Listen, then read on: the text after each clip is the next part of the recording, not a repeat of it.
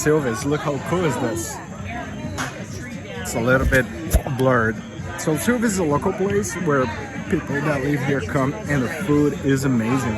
I actually met Silvia's. She's like the matriarch, the person that I would say run the whole thing and knows everybody. And today's barbecue, take a look.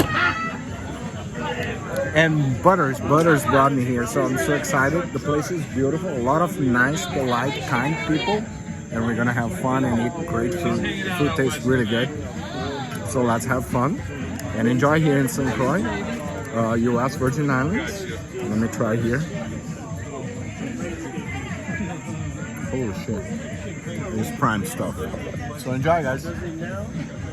It's really nice, and they have dogs too, so I love it. Watch the video. St. Croix, US Virgin Islands, shipping container, tiny home, DIY. It'll teach you everything. Follow me.